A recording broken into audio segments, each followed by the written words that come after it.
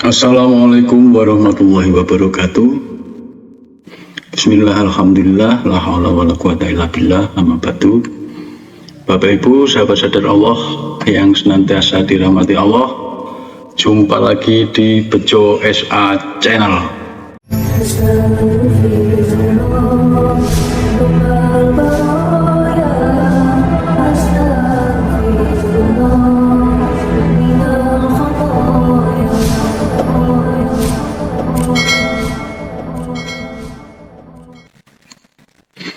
Bapak Ibu, sahabat sadar Allah, barusan saya mendengar satu pengumuman di masjid dan musola, berita kematian yang diawali dengan kata innalillahi wa inna ilaihi rajiun, bahwa kita semua adalah milik Allah dan nanti akan kembali ke Allah. Mengapa kita milik Allah? Karena kita berasal dari Allah. Jadi Allah itu Esa, Allah itu tunggal. Ya. Yang ada hanya Allah, yang ada hanya kekuatan Allah. Kita itu hanya diadakan. Yang semua dari Allah. Oleh karena itu, kita dengan Allah itu tidak bisa dipisahkan, karena pada hakikatnya kita itu adalah Zatullah yang diberi peran, Zatullah yang berperan sebagai diri saya, sebagai guru, diri sahabat semua. Ada yang berperan sebagai petani, sebagai pejabat, sebagai ulama, sebagai ahli maksiat, dan lain-lain. Semua hanyalah peran-peran dari Zatullah. Oleh karena itulah kita tidak bisa lepas dari Allah. Satu lubang jarum pun kita tidak bisa lepas dari Allah.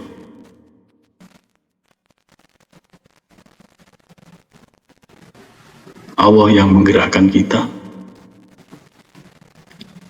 Allah yang memberikan suara, Allah yang memberikan pendengaran, Allah yang memberikan satu pandangan. Jadi semua gerakan kita, semua ucapan kita, semua yang kita dengar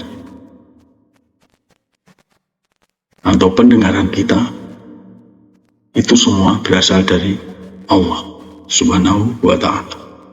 Inni wajahtu wajahya lilladzi fataras samawati wal ardh. Jadi aku hadapkan wajahku ke wajah Allah.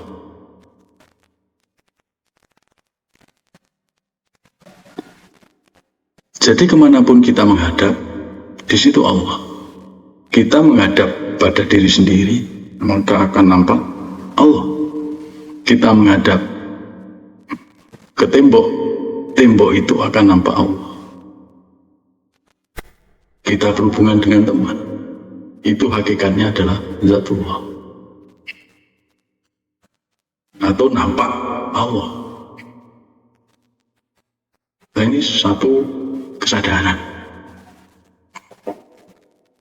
Kesadaran tertinggi yaitu sadar Allah. Jadi kalau ada istri marah-marah, jangan dilihat bentuk istrinya, jangan lihat bentuk istri kita, tapi lihatlah Allah pada istri kita. Jadi yang nampak bukan lagi istri kita, tapi yang nampak adalah Allah. Yang marah-marah, Allah yang berikan pelajaran. Sehingga di situ kita belajar. Kita menghadapi teman, kita menghadapi rekan kerja, kita menghadapi lingkungan sosial. Kalau kita bisa melihat Allah di situ, maka akan ada perubahan yang fundamental terhadap akhlak batin kita maupun akhlak zahir kita.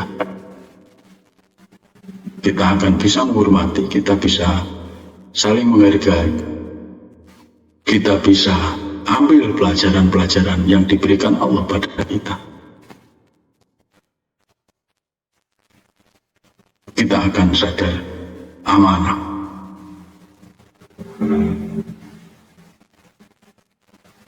Nah ini Bapak Ibu. Jadi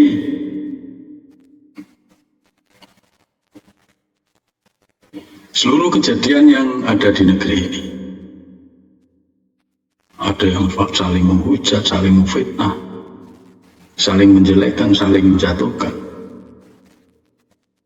Ya itu semua digerakkan oleh Allah, itu semua afalnya Allah atau perbuatannya Allah.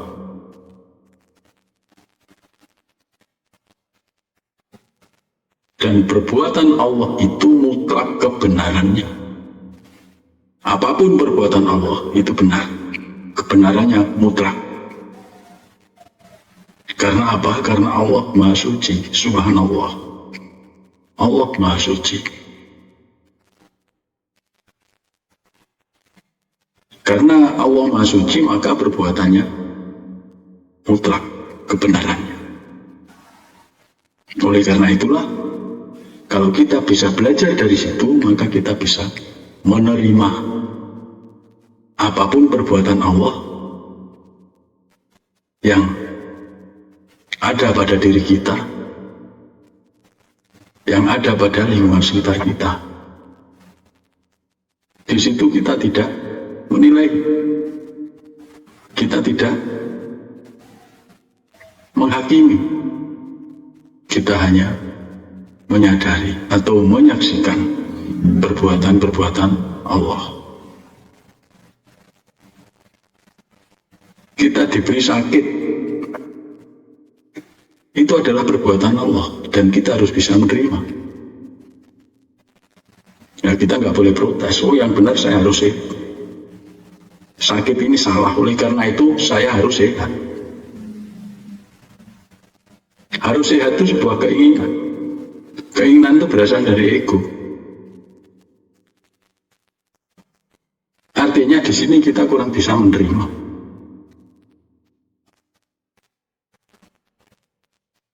Kalau diberi sakit, itu perbuatan Allah. Itu kita masih ingin sehat. Artinya kita belum bisa menerima. Yang benar sehat bukan sakit ya Allah. Lagi Tuhannya siapa?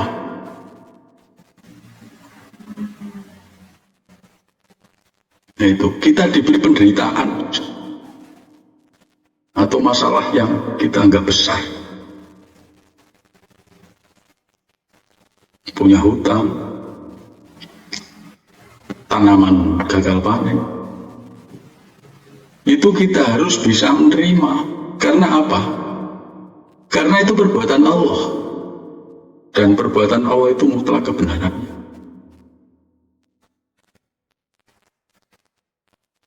Ya mungkin sulit ya, tapi kita harus berlatih dulu.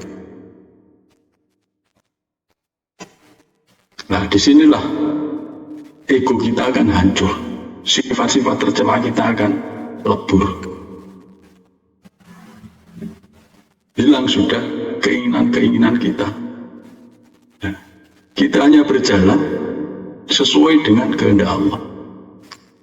Maka apapun yang terjadi itu perbuatan Allah, dan kewajiban kita adalah bersyukur pada Allah. Alhamdulillah, dengan memuji-muji Allah.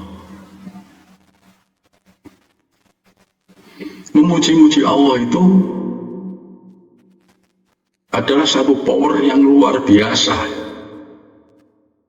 sesuatu kekuatan yang luar biasa. Kalau kita bisa dengan tulus, dengan ikhlas, dengan sungguh-sungguh memuji-muji kebesaran Allah,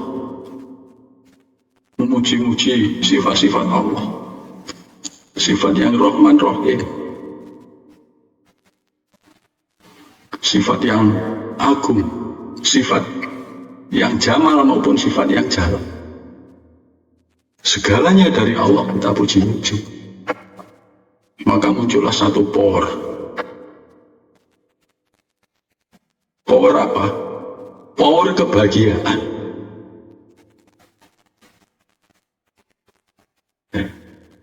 Kalau kita bisa bersyukur dengan muji-muji Allah, maka muncullah satu kebahagiaan.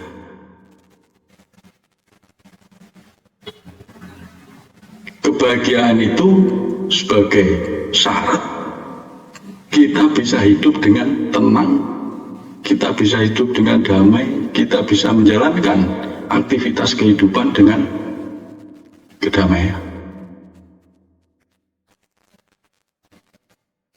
Kita akan sadar bahwa Allah itu maha besar, maka kita akan mengagung-agungkan Allah. Besar apanya? Besar semuanya. Besar pengampunannya, besar kasih sayangnya, besar kesuciannya, besar segalanya. Tidak ada yang lebih besar dari Allah. Kebesaran Allah itu di luar imajinasi kita. Kalau kita berserah pada kebesaran Allah, pada kekuatan Allah, maka disitulah Allah akan berperan dalam hidup kita. Artinya, kita akan hanya seperti mayat. Kita seperti mayat yang digerakkan oleh Allah. Keinginannya sudah keinginan Allah atau kehendak Allah. Pikirannya sudah pikiran Allah. Aktivitasnya sudah aktivitas Allah. Maka disinilah kita bisa menjalankan amanah Allah dengan benar.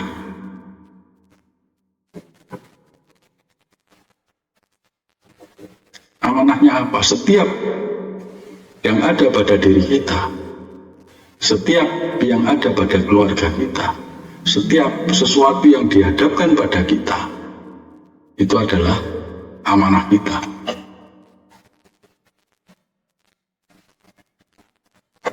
Setiap amanah itu pasti punya tanda.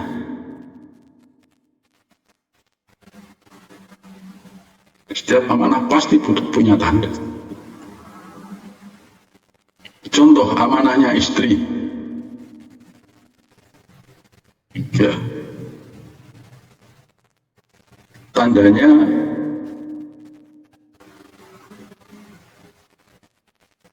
apa tandanya ya? Amanah istri tandanya kehabisan make up. Kan biasa perempuan tuh bermake up ya. Perintahnya belikan make up. Jadi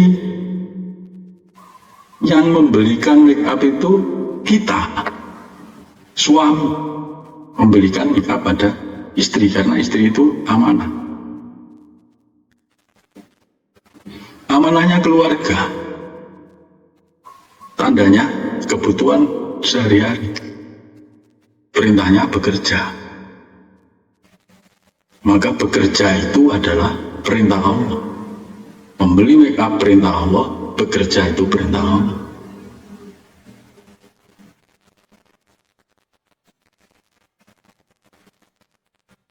Ada lagi, amanahnya tetangga.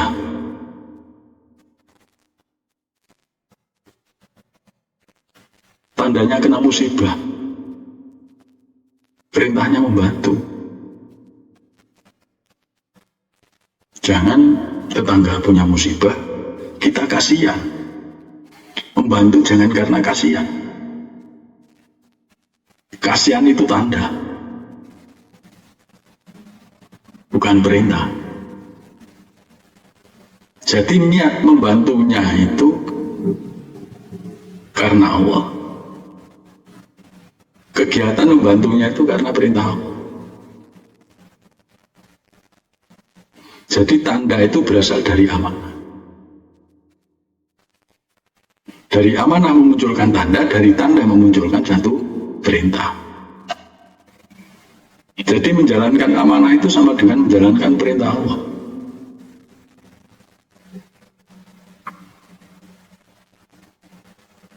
Itu.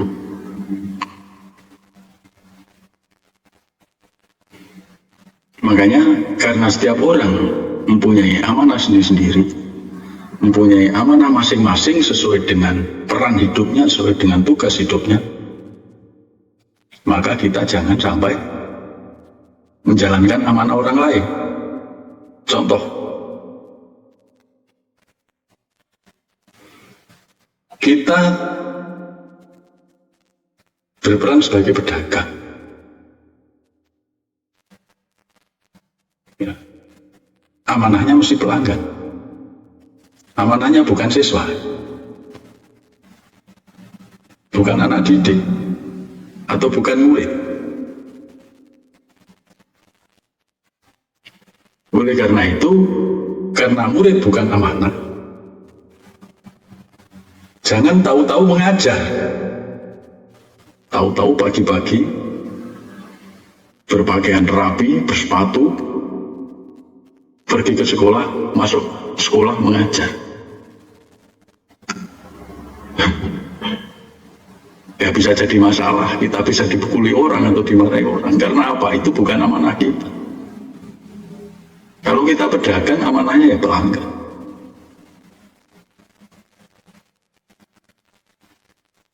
Tandanya, pelanggan butuh apa? Butuh kebutuhan sehari-hari. Maka kita diperintahkan untuk menyediakan kebutuhan sehari-hari. Jadi menyediakan kebutuhan sehari-hari atau menjual kebutuhan sehari-hari itu perintah Allah. Jadi bekerja itu perintah Allah. Bekerja itu bukan cari duit, tapi menjalankan perintah Allah. Ya lucu kalau saya yang sudah pensiun dari pegawai negeri ini, tahu-tahu datang ke SMA mengajar. Ya saya bisa dimarahi orang. Karena apa? Siswa bukan amanah saya lagi. Amanah guru-guru yang diberi tugas untuk mengajar di sekolah itu.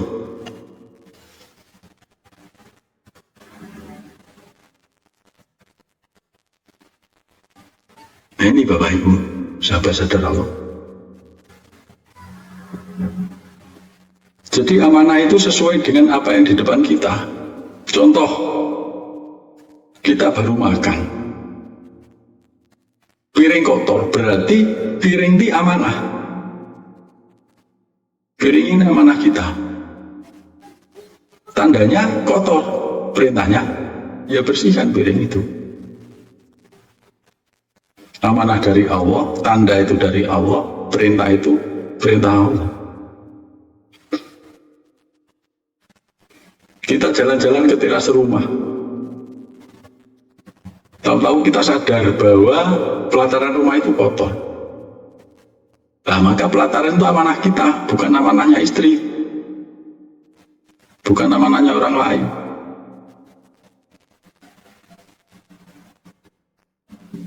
Amanahnya pelataran, tandanya kotor, perintahnya bersihkan, ya sudah kita bersihkan.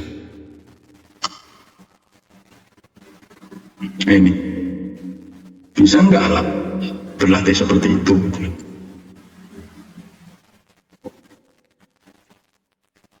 Karena berlatih sadar Allah itu tidak cukup kita hanya duduk diam, zikir nafas saja, tidak kita terapkan dalam kehidupan sehari-hari, atau tidak kita sinkronkan dalam kehidupan sehari-hari.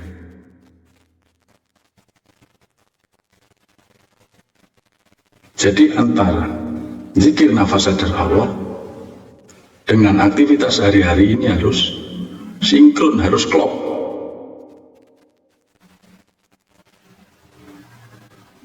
Jadi sadar Allah itu bukan duduk diam kemudian Allah, bukan itu saja. Itu latihan agar kita sadar Allah. Kalau sudah sadar Allah ngapain? Ya jalankan perintah Allah.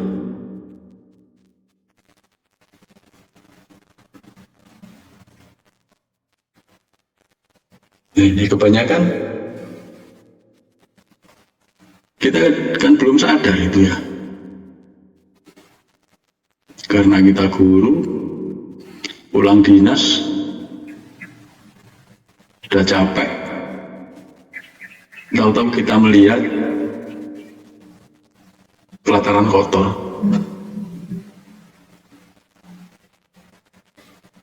Kita panggil istri, marah-marah, ini pelataran kotor nggak dibersihkan, nggak disapu.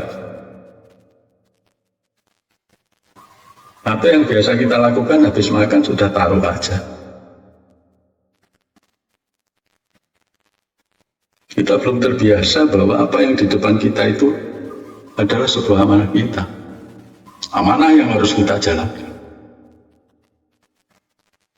Karena dari amanah itulah muncul tanda, dari tanda itu muncullah satu perintah.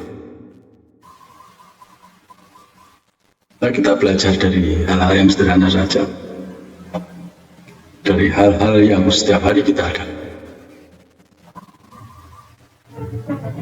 Semoga kita bisa istiqomah berlatih dan kita selalu mendapat rahmat Allah Subhanahu wa Ta'ala.